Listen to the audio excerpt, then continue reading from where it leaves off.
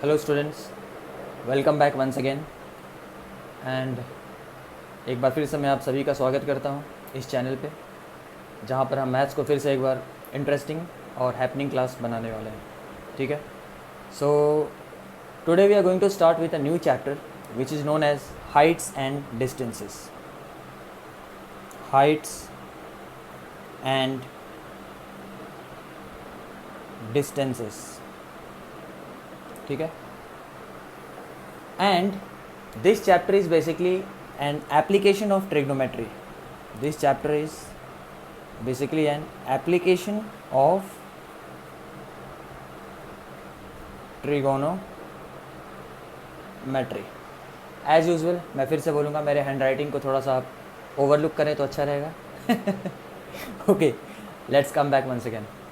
So application of trigonometry बोलने का ये मतलब है कि whatever things we have studied till now, the different trigonometric ratios that we have studied, that is sine of theta, cos of theta, tan of theta, cosec of theta, sec of theta या फिर cot of theta, these all things we have studied in details।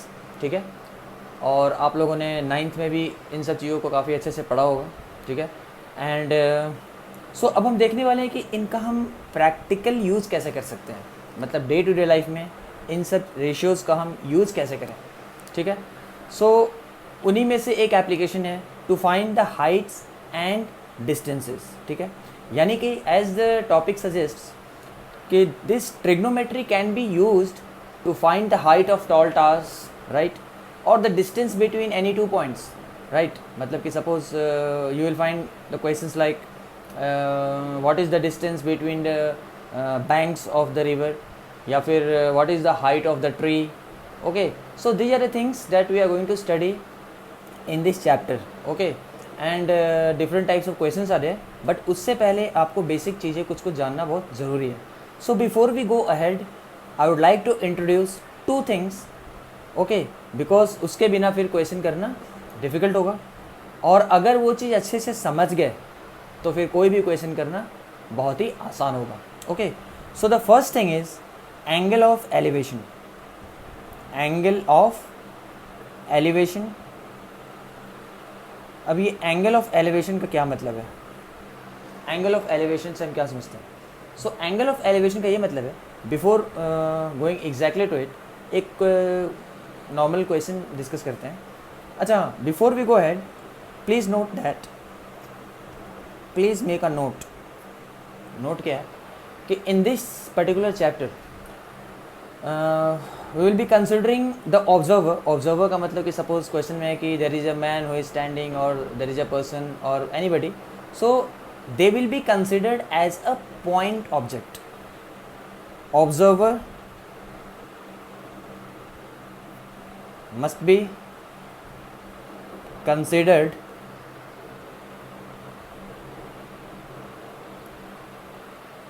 as a point object, यानी कि if I have to represent a man, I will just represent by a single point।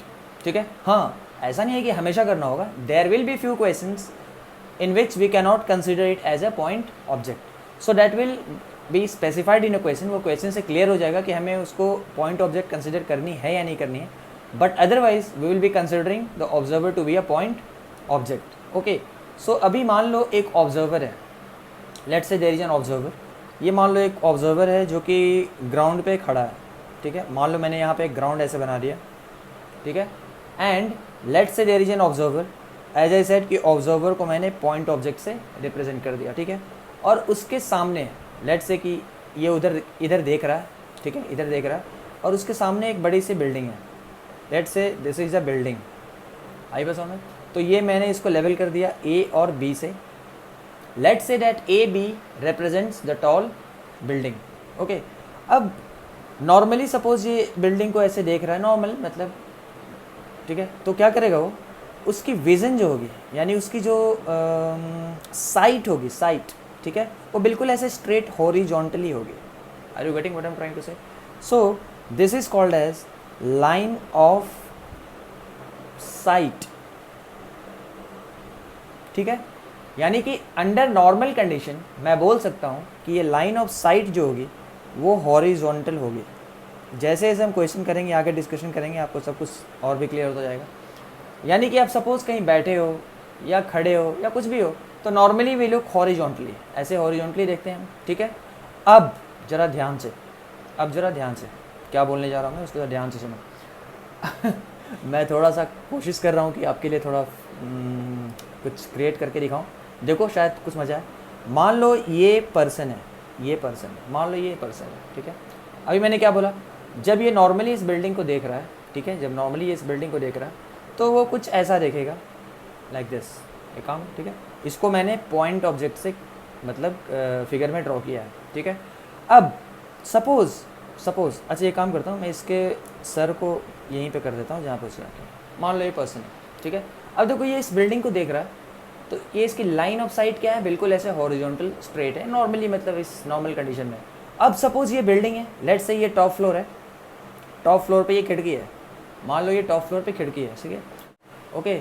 Let's say इसका जो भी नाम है, let's से इसका नाम रोहित है, ठीक है। तो किसी ने आवाज़ दी रोहित, तो ये क्या करेगा, ये बेचारा ऐसे अपने सर को ऊपर करेगा, आई मीन राइट, उसको देखने के लिए ऐसे करेगा। बट इससे हुआ क्या, इससे हुआ ये कि अब जो इसकी साइट हो गई, लाइन ऑफ साइट जो है ये कुछ यूँ हो गई, ऐसी हो गई। समझ में आ रहा है? ये लाइन ऑफ साइट जो इसकी है, जो लाइन ऑफ साइट तो हमेशा स्ट्रेट लाइन ही रहेगी ना, बिकॉज आपको पता है कि light travels in straight line, ठीक है। तो देखो ये इसने ऊपर की तरफ देखा, तो क्या हुआ, जो विज़न पहले इसका ऐसे नॉर्मल, ऐसे पहले ऐसे देख रहा था, राइट, हॉरिजॉन्टल। अब किसी ने आवाज़ दी इसको रोहित, तो इसने सर ऊपर किया, क्यों ऊपर किया, ताकि ये इसको देख सके। अब इसको देखने के लिए क्या हुआ, इसकी जो लाइन ऑफ साइट है वो हो गई ये, ठीक है। तो हुआ यूँ कि इसकी जो ओरिजिनल लाइन ऑफ साइट थी जो कि हॉरिजॉन्टल थी, और इसकी अब की जो लाइन ऑफ साइट है जो कि थोड़ा ऊपर हो गया, एलिवेट हो गया, यानी कि कुछ यूँ ऐसा चला गया, ठीक है। यानी कि इतने एंगल से, मान लो उसको मैं थीटा से रिप्रेजेंट करता हूँ, ठीक है। अगर उसको मैंने थीटा से रिप्रेजेंट किया तो क्या होगा कि इतने एंगल से उसको एलिवेट हो गया, मतलब कि ऊपर देखना रहा। तो हम इसको मतलब ऐसा कुछ नाम करते हैं, angle of elevation. This is called as angle of elevation. यानी कि ऐसे था पहले हॉरिजॉन्टल विजन, और अब ऊपर देखने के लिए इसने विजन को ऐसे किया, यानी कि सर को ऊपर किया, तो इसकी लाइन ऑफ साइट जो है वो ऐसे हो गई, ठीक है। तो इतने एंगल से एलिवेट हो गया। So this is known as angle of elevation. Is it clear?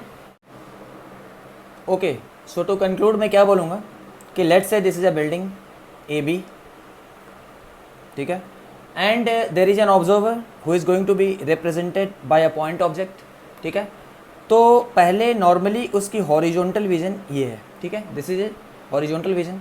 अब अगर ऊपर से किसी ने आवाज़ दी तो इसकी जो विजन है ये ऊपर की तरफ जाएगी, यानी अब ये यहाँ से कोई आवाज़ दे रहा है, ठीक है, तो क्या करेगा, ये उसकी तरफ देखने की कोशिश करेगा, तो उसकी ये विजन हो गई, दिस इज द विजन, ठीक है। So with respect to this line has been elevated by angle theta, ठीक है।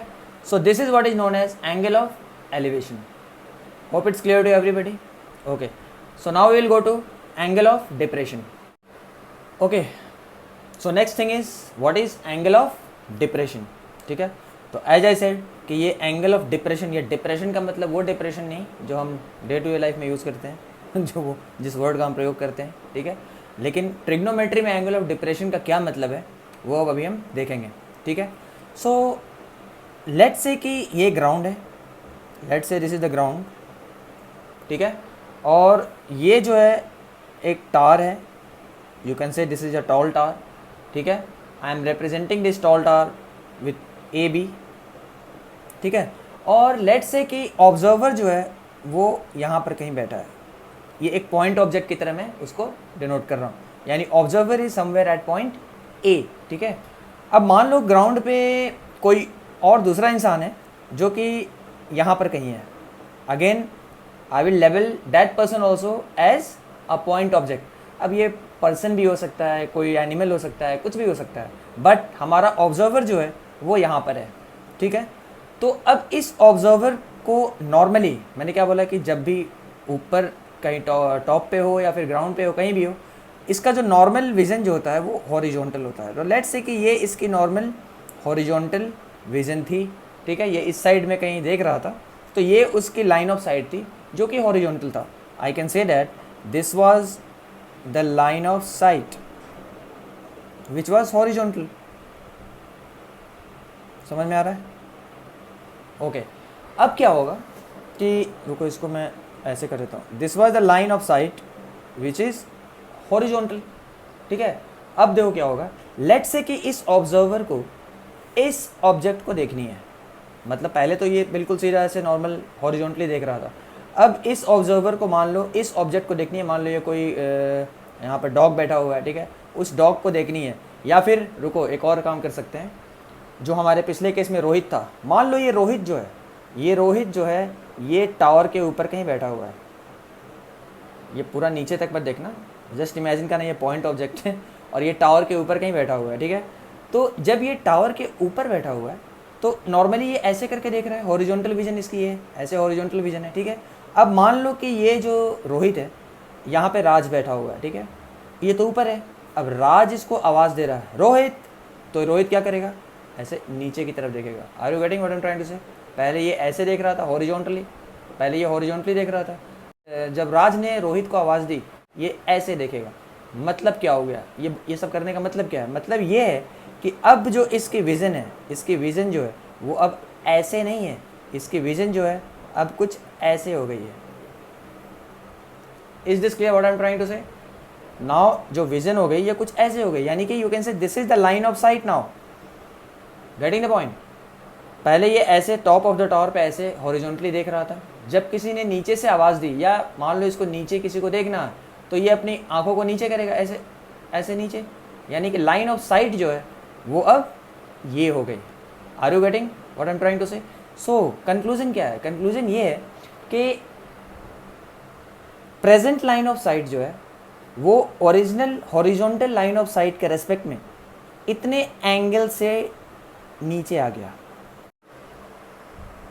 ओके तो ये हो गया हमारा एंगल ऑफ डिप्रेशन, ठीक है। So we can label it as, we can name it as angle of depression. Okay so अब समझ में आ गया कि डिप्रेशन कौन सा है। ये ट्रिग्नोमेट्री का डिप्रेशन है, ना कि नॉर्मल भाषा का डिप्रेशन। ओके तो this completes our concept of angle of elevation and angle of depression, ठीक है। सो आपको अच्छे से पता है कि जब तक हम मैथ्स में क्वेश्चंस ना करें तब तक कॉन्सेप्ट का कुछ फ़ायदा नहीं है, ठीक है। तो now we will continue with some questions. So in today's video मैं 2-3 क्वेश्चन कराने की कोशिश करूँगा, ठीक है। And mainly our questions will start from the next video, so do watch that future videos also. So before going to next questions, मैं चाहता हूँ कि 2-3 चीज़ें और भी डिस्कस कर दूँ, सो दैट ये एक तरीके से आपका रिवीजन हो जाएगा। Because in questions we are mostly going to form right angle triangles, मतलब कुछ ऐसा, ठीक है। Mostly we are going to form right angle triangles. अब उसमें से क्या है कि आपको कोई ना कोई एंगल नोन रहेगा पहले से, और कोई एक साइड आपको पता रहेगा, ठीक है।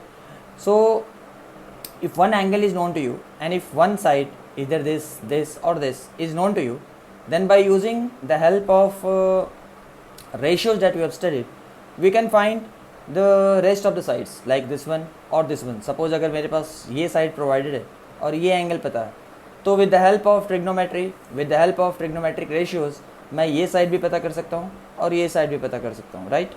लेकिन उसके लिए हमें ratios अच्छे से पता होनी चाहिए, ठीक है। So just for a brief revision, मैं आपको बताना चाहूँगा कि let's say कि this is the right triangle, ठीक है। This is the right triangle which is ABC, मान लो ABC है, ठीक है। और ये है हमारा एंगल थीटा, ठीक है।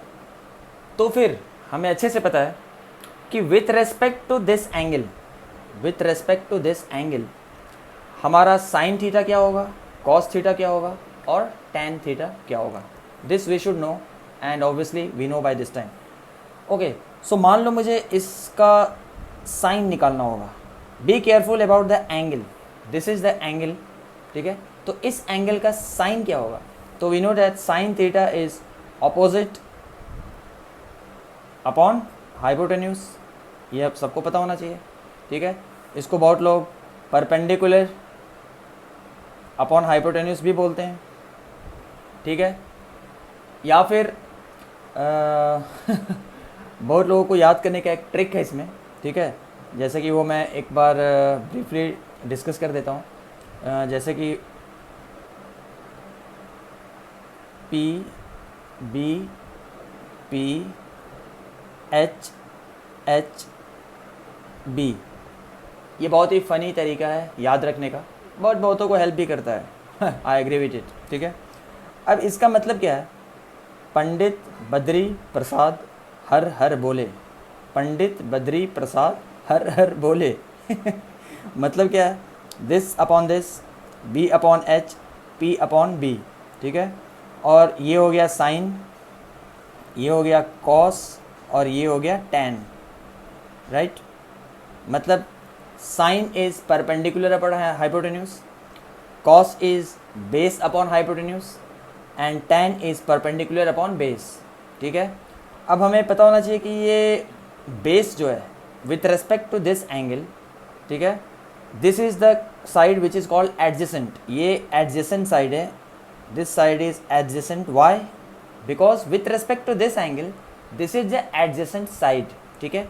और इसी को हम बेस भी बोलते हैं, इसी को हम बेस भी बोलते हैं, right. Again with respect to this angle this side is opposite, right. ये एंगल का अपोजिट साइड कौन सा है? ऑब्वियसली ये है. So we call it as opposite side and this is also known as perpendicular. And obvious सी बात है, ये तो सबको पता है, ये साइड को क्या बोलते हैं? This side is known as hypotenuse, ठीक है. So let's come back to our ratios. Sine theta is opposite upon hypotenuse, या फिर इसको आप परपेंडिकुलर अपॉन हाइपोटेन्यूज बोल सकते हो, ठीक है. ये एक अच्छा ट्रिक है, चाहो तो आप लोग इसको याद कर सकते हो. इससे भी फनी ट्रिक है इसको, सेम चीज़ को याद रखने का. बहुत लोग इसको ऐसे याद रखते हैं, पापा बीड़ी पियोगे? हाँ हाँ बेटे. पप्पा बीड़ी पियोगे? हाँ हाँ बेटे. बट माई सजेशन इज़, आप जब क्वेश्चन करेंगे तो आपको ये सब अपने आप ही याद हो जाएगा. ना आपको पंडित बद्री प्रसाद हर हर बोले याद रखनी पड़ेगी, और ना ही पप्पा बीड़ी पियोगे हाँ हाँ बेटे याद रखनी पड़ेगी. ओके, चलो आगे बढ़ते हैं. सो कॉस थीटा क्या होता है? Cos theta is adjacent upon hypotenuse, ठीक है. इसको हम बेस अपॉन हाइपोटेन्यूज भी बोलते हैं. बट आपको अच्छे से पता होना चाहिए कि एडजेसेंट का मतलब क्या है, बेस का मतलब क्या है, ठीक है. ये सब अच्छे से आपको पता होनी चाहिए. Similarly the third ratio is tan theta, ठीक है. सो टैन थीटा क्या होता है भाई? Tan theta is opposite upon adjacent, right. तो इसको हम ऐसे भी लिख सकते हैं, perpendicular upon base, which ever way you like. आप इसको याद रख सकते हैं, बट आपको याद रखनी है. This is very important, okay. तो ये हमें जानना ज़रूरी क्यों है, इसका हमें क्या फ़ायदा मिलने वाला है? वो ये मिलने वाला है कि हमें अगर थीटा पता है, ठीक है, और मान लो ये साइड पता है हमें, और हमें ये साइड ढूंढनी है, ठीक है. तो मैं अच्छे से पता है कि with respect to this angle ये साइड और ये साइड में क्या रिलेशन है. तो ये बेस है यानी एडजेसेंट है, और ये हाइपोटेन्यूज है. तो ये एंगल और ये दो साइड में मैं कॉस का रिलेशन लगा सकता हूँ, ठीक है. उसी तरीके से सपोज़ मुझे क्वेश्चन में कुछ ऐसा कंडीशन दिया है कि ये एंगल मुझे पता है और ये एक साइड पता है और ये साइड मुझे ढूंढना है, ठीक है. तो अगर मुझे पता है कि ये साइड और ये साइड में क्या रिलेशन है with respect to this angle, यानी कि ऑब्वियसली टैन की बात है. With respect to this angle मैं इस साइड और इस साइड में कौन सा रिलेशन लगा सकता हूँ?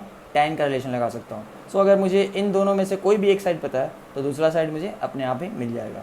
Okay, so that is why ये रेशियो को जानना बहुत ही ज़रूरी है.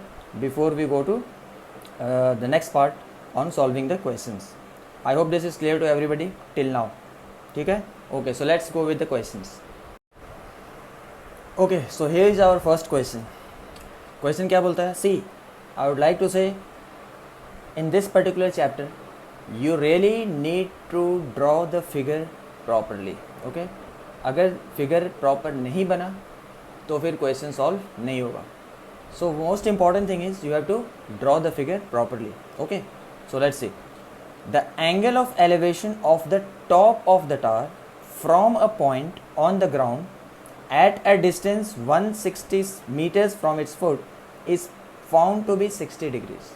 So find the height of the tower. Okay, so can we start drawing the figure? Okay, so see, अभी यहाँ से हम solution start करते हैं. क्या बोल रहा है? The angle of elevation of the top of the tower. तो सबसे पहले मैं क्या करूँगा कि एक ये तो ग्राउंड हो गया, दिस इज़ माई ग्राउंड, ठीक है, और मैं एक टावर बनाता हूँ. तो मान लो मैंने यहाँ पे टावर बना दिया. This vertical line represents the tower. Okay, इसको मैं लेवल कर देता हूँ ए बी से. ठीक है, तो ये जो है क्या हो गया? टावर हो गया. टावर नॉर्मली क्या होता है? ग्राउंड से परपेंडिकुलर ही होता है. ऐसा टेढ़ा टावर तो नहीं होता है ना, परपेंडिकुलर टावर ही होता है. ओके, अब क्या बोलता है? देखो, this is the top of the tower. ये हमारा टावर का टॉप है. ठीक है, तो from a point on the ground, let's say this is a point which is on the ground. मान लो ये एक पॉइंट है, यहाँ पे ऑब्जर्वर है हमारा. ठीक है, यहाँ पर हमारा एक ऑब्जर्वर है. मैंने पहले ही बोला कि ऑब्जर्वर को हमेशा पॉइंट ऑब्जेक्ट की तरह ट्रीट करना है. ठीक है, तो ये हमारा ऑब्जर्वर है. So from a point on the ground and at a distance of 160 meters from its foot, यानी कि this point is 160 meters from the foot of the tower. ये है foot of the tower. तो इन दोनों के बीच का जो distance है that is given to me. How much? 160 meters. Is this clear? So from a point on the ground at a distance of 160 meters from its foot, the angle of elevation is found to be 60 degrees. तो मैंने पहले क्या explain किया है कि ये observer है, पहले ये टावर की तरफ देखेगा तो ये इसका नॉर्मल हॉरिजॉन्टल विजन है. लेकिन अगर टॉप को देखना है तो उसको अपनी आंखें ऊपर करनी पड़ेगी. ठीक है, तो टॉप को देखने के लिए इसका विजन क्या हो जाएगा? What will B it's vision now? It will be something like this. समझ में आ रहा है? यानी कि पहले ये ऐसे देख रहा था और अब ये ऊपर की तरफ ऐसे देख रहा है. लेकिन ये जो एंगल एलिवेट हुआ, ये जो एंगल किसके बीच में? ओरिजिनल लाइन ऑफ साइट जो हॉरिजॉन्टल होता है और टॉप ऑफ द टावर को देखने के लिए जो लाइन ऑफ साइट बनी, तो उन दोनों के बीच का एंगल जो है which is called angle of elevation, वो हमें दिया हुआ है 60 डिग्रीज. Are you getting? तो now the question is find the height of the tower. तो ये ए बी जो है वो हमारा क्या है? Height of the tower.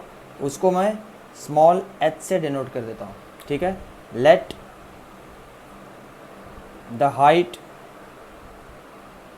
of tower be h. I hope this is clear. एक बार फिर से देखो, क्वेश्चन पढ़ लो and then we will go ahead. The angle of elevation of the top of the tower, the angle of elevation of the top of the tower from a point which is 160 meters from its foot, यानी कि tower के foot से 160 metres की दूरी पे है. The angle of elevation of the top is 60 degrees. So height of the tower हमें find करनी है. तो it's so simple now, as I told you कि ये क्या है? राइट एंगल ट्राइंगल है. ये एंगल है जो हमें कंसिडर करनी है इस ट्राइंगल में. इस एंगल के रेस्पेक्ट में which are the two sides that we have to consider? एक तो अपोजिट साइड कंसिडर करना है, अपोजिट मतलब इस एंगल के जो अपोजिट में है, और एक जो एडजेसेंट में है. यानी कि somewhere have to make think of that ratio जहाँ पर कि अपोजिट और एडजेसेंट आते हैं. Are you getting my point? यानी कि इस एंगल के रेस्पेक्ट में इन दो साइड्स के बीच में जो रेशियो है वो कौन सा है? वो है tan. We know that tan of any angle, tan of theta is equal to opposite upon adjacent. ठीक है, मतलब हम इसको ऐसे भी लिख सकते हैं, परपेंडिकुलर अपॉन बेस. ठीक है, तो tan ऑफ थीटा यानी कि थीटा कितना है हमारा 60 डिग्रीज, तो मैं क्या लिखूँगा tan 60 degrees is equal to, are you getting, तो tan 60 is equal to opposite वो हमें ढूंढना है, तो उसको मैं h लिख दूंगा अपॉन एडजेसेंट कितना दिया है 160 दिया है, तो हम यहाँ पे लिख देंगे 160। तो ये हमें रिलेशन मिल गया। So what is most important is angle के रिस्पेक्ट में हमें देखना है कि कौन से दो साइड्स दिए हुए हैं, कौन सा दो साइड्स हमें कंसिडर करना है, और उन दो साइड्स में कौन सा रेशियो एप्लीकेबल है, that is what we have to decide. So I know that in दो साइड्स के बीच में जो रेशियो एप्लीकेबल है with respect to this angle is tan opposite upon adjacent. Is it okay to everyone? Okay, now let's go ahead. So tan 60 क्या होता है भाई, ये तो सबको पता होना चाहिए। 10th में आने से पहले जो स्टैंडर्ड एंगल्स होते हैं 0, 30, 45, 60, 90, ये सबको पता होना चाहिए। So tan 60 is √3 is equal to h upon 160। Okay, therefore what will be the value of h? तो h की वैल्यू क्या हो जाएगी? So h will be, therefore h will be 160√3। तो ये 160√3 ये क्या हो गया? मीटर्स हो गया। Is it clear to everyone? 160√3। तो आप इसको इस फॉर्मेट में भी आंसर को लिख सकते हैं, यानी कि √3 के फॉर्म में भी छोड़ सकते हैं, और नहीं तो क्या प्रॉब्लम है, आप h इज इक्वल टू 160√3 का वैल्यू सबको पता है, ठीक है, दैट इज़ इंटू 1.732 से मल्टीप्लाई कर दीजिए, और जो भी आपका वैल्यू आएगा, ठीक है, उतना तो आप कैलकुलेट कर ही सकते हैं। Okay, so shall we go ahead. मैंने यहाँ पे मल्टीप्लाई कर दिया 160 into 1.732 which is coming to be 277.12 meter, तो उसको मैंने टू द नियरेस्ट मीटर्स में लिख दिया 277 मीटर्स।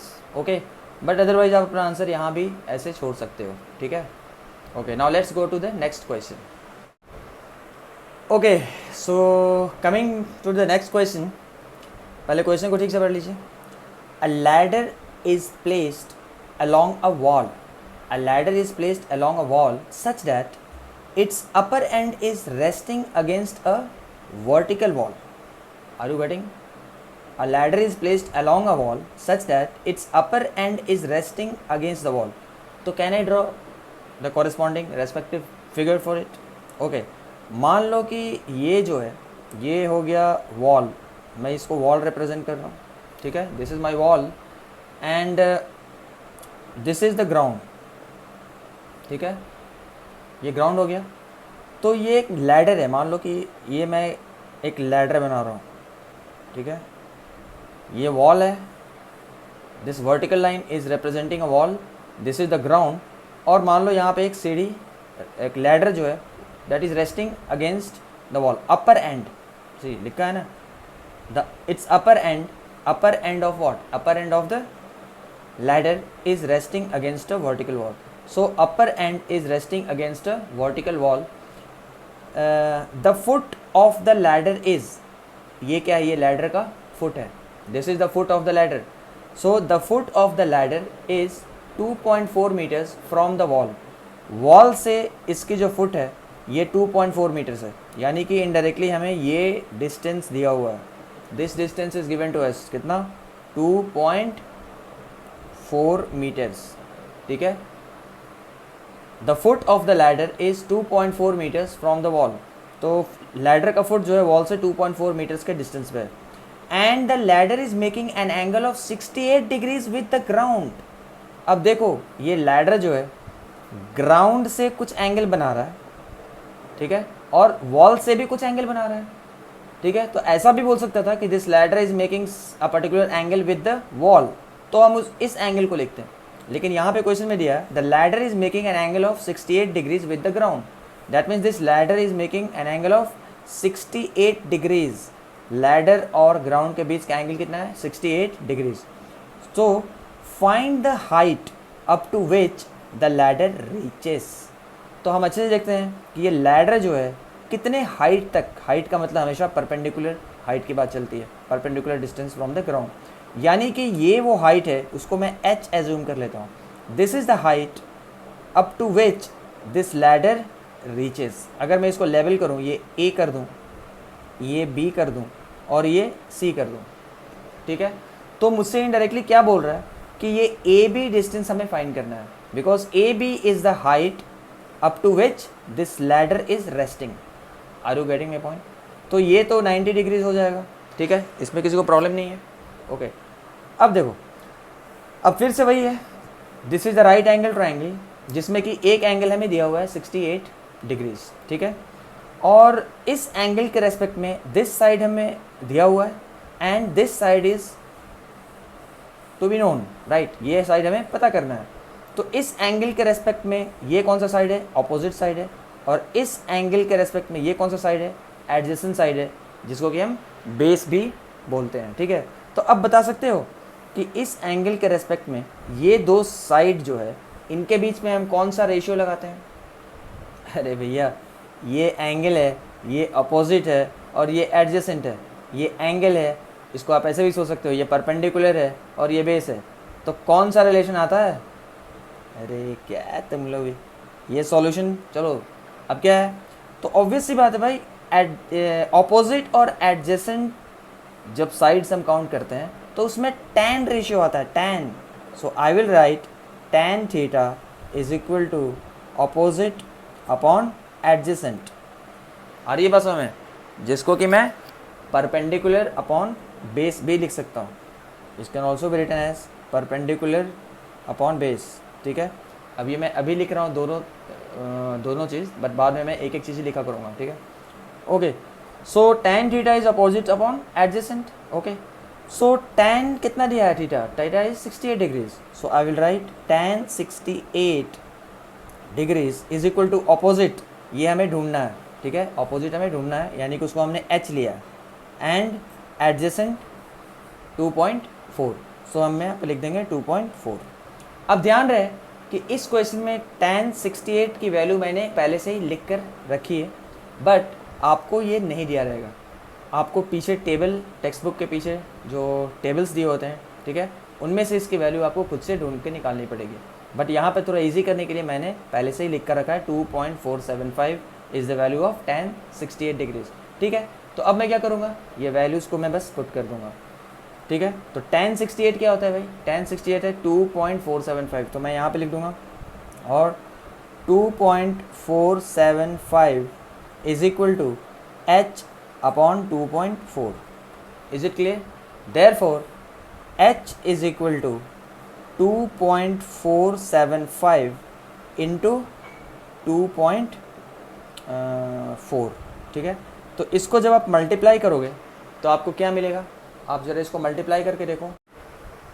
तो इसको जब आप मल्टीप्लाई करेंगे तो आपको आंसर मिलेगा 5.94 मीटर्स, ठीक है। यानी जो हाइट हमें मिला वो मिला 5.94 मीटर्स।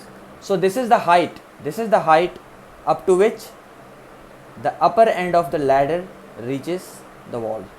तो ये हमारा हो गया हाइट, ठीक है। I hope this is getting clear to everybody. Okay, now let's go to next question. Okay students, now we will see the next question. Read the question carefully.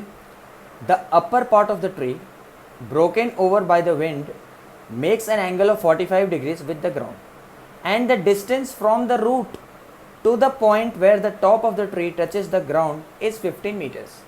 So what was the height of the tree before it was broken? Okay, so मैंने इसको थोड़ा simple करने की कोशिश की है। मान लो कि ये जो है, ये दिस इज़ द ट्री, ये एक ट्री है, दिस इज़ अ ट्री।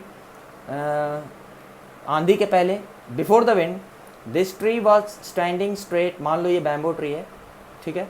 तो ये before the wind it was standing straight like this, ठीक है। फिर क्या हुआ?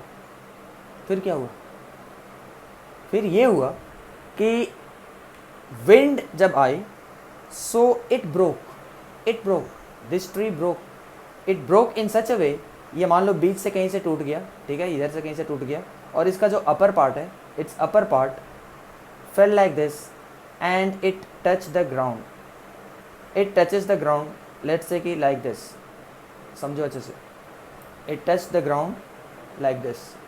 आई बस हमें। सो कुछ इसकी स्टोरी ऐसी हो गई आफ्टर द विंड, ठीक है। तो अगर मैं इसको फिगर वाइज रिप्रेजेंट करने की कोशिश करूँ, सो मान लो ये ग्राउंड है, ठीक है, and this was the tree before the wind, ठीक है। मैं बोल रहा हूँ कि ये A B represents the tree before the wind, ठीक है। फिर क्या हो गया, फिर हुआ कि this tree broke from this point, let's say मान लो ये यहाँ से टूट गया, ठीक है, और ये ऐसे ये पार्ट जो है, ये part this upper part broke like this and it fell on the ground like this, ऐसे ग्राउंड पे गिर गया। Are you getting what I am trying to say? Okay, so अब ये कुछ ऐसा मिलता जुलता है, ठीक है। तो बोल रहा है the upper part of the tree broken over by the wind makes an angle of 45 degrees with the ground.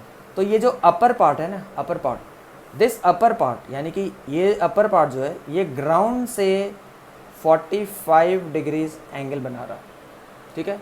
तो ये इस फिगर में इसका कॉरेस्पॉन्डिंग जो पार्ट है ये upper part, so this upper part is making an angle of 45 degrees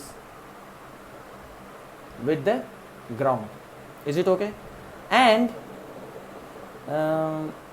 the distance from the root say from the root the distance from the root to the point where the top of the tree touches the ground is 15 metres. So distance from the root यहाँ से लेकर इस point से लेकर उसका जो top है, ठीक है, so the distance from the root to the point where the top touches the ground, so this is the point where the top touches the ground, so the distance between the root and the point where the top touches the ground is given as 15 meters. Is it clear to everybody? So in this figure I can say that ये मान लो point C ले लेता हूँ मैं और ये point P ले लेता हूँ मैं, ठीक है। तो ये जो BC यानी ये इसका रूट है, तो रूट से ये जो अपर जो टॉप पॉइंट है, ठीक है, उन दोनों के बीच के डिस्टेंस जो दी हुई है वो मैं 15 लिख देता हूँ, 15 मीटर्स, राइट।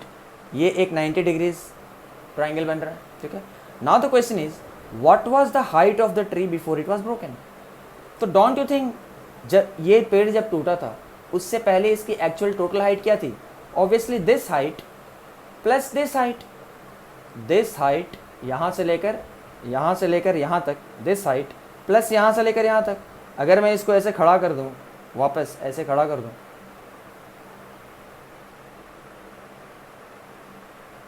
तो इसकी टोटल हाइट क्या है? दिस पार्ट, इसकी टोटल हाइट क्या है? This part plus this part which was broken like this, जो ऐसे यहाँ आकर ऐसे गिर गया था like this. Are you getting? तो इस क्वेश्चन में total height of the tree क्या हो जाएगी अगर इस फिगर की मैं बात करूं? So this part plus this part plus this part. Are you getting? तो ये दोनों पार्ट को अगर मैं ऐड कर दूं, so this was the height of the tree before it was broken. So indirectly I have to find what is PB and then I have to find what is PC and then I will add both of them, ठीक है। So again in triangle PBC पहले मैं एक काम करता हूँ, ये side ढूंढने की कोशिश करता हूँ, दिस वन, ठीक है।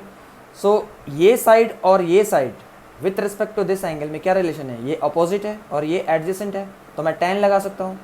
सो tan of 45 degrees is equal to this upon this, तो इसको मैं लिख देता हूँ PB अपॉन BC। और हमें पता है कि tan 45 क्या होता है? tan 45 होता है 1, so I can write 1 is equal to PB upon BC। हमें जो दिया है वो है 15, तो मैंने लिख दिया 15, तो हमें PB का लेंथ मिल गया। Therefore PB is equal to 15 into 1, 15 meters. तो PB हमें मिल गया 15 meters. Is it clear to everybody till now? Now in the same triangle PBC यानी इस फिगर में, now I am interested in finding this part which is PC। तो अब ध्यान रहे कि मुझे ये साइड भी पता है और ये साइड भी पता है और ये साइड हमें ढूंढना है। तो आप पाइथागोरस भी लगा सकते हो कि PB square plus BC square is equal to PC square, वो भी कर सकते हो, बट वो कैलकुलेशन थोड़ा लंबा हो जाएगा। सो मैं क्या करूँगा कि मैं या तो इस एंगल के रिस्पेक्ट में कॉस लगा सकता हूँ एडजेसेंट अपॉन हाइपोटेन्यूज, या फिर मैं साइन भी लगा सकता हूँ ऑपोजिट अपॉन हाइपोटेन्यूज। ठीक है, so it's up to you, जो भी आप लगाओ। तो मैं लगाता हूँ कॉस थीटा, कॉस 45 लगा रहा हूँ मैं। Cos 45 is equal to cos 45, इस एंगल के रिस्पेक्ट में कॉस क्या होता है, cos is adjacent upon hypotenuse, मतलब base upon hypotenuse. So cos 45 is B C upon P C, और आपको अच्छे से cos 45 का वैल्यू पता होना चाहिए, that is 1/√2 and that is equal to B C हमें दिया हुआ है 15 और पी सी हमें कैलकुलेट करना है। Is it clear? तो जब मैं क्रॉस मल्टीप्लाई करूँगा so I will get P C is equal to 15√2। तो P C will be coming as 15√2। Is it clear? P C is coming as 15√2। So इसको जब आप मल्टीप्लाई करोगे तो 15 इंटू √2 का वैल्यू क्या होता है 1.414। तो इसको जब मल्टीप्लाई करो, जरा मल्टीप्लाई करके बताओ मुझे कितना आता है। सो मल्टीप्लाई करने पे आ रहा है 21.21 मीटर्स। Is it clear? तो हमें पीसी कितना मिल गया? So we got PC as, PC हमें मिला 21.21 metres. Okay, so as we discuss before, the total height of the tree is this, total height of the tree is this plus this, यानी इस figure में P B plus P C, और वो हमने calculate कर लिया है P B, और हमने पी सी भी कैलकुलेट कर लिया है। Therefore I will write total height of the tree is equal to P B plus P C, which is equal to 15 plus 1.21, which is equal to 15 plus 21 16 36.21 meters. So this is our final answer. So I hope this is clear to everybody, right? तो ये question काफ़ी interesting था, अच्छा था। So students, if you really like this video और आप लोगों को इस वीडियो से अगर हेल्प मिली, then please do not forget to subscribe this channel and also share the links to your friends so that मुझे और ज़्यादा से ज़्यादा मोटिवेशन मिल सके और इस टाइप के मैं और अच्छे अच्छे वीडियोस आपके लिए बना सकूं। I thank you all once again, so let's see in the next video. Thank you all.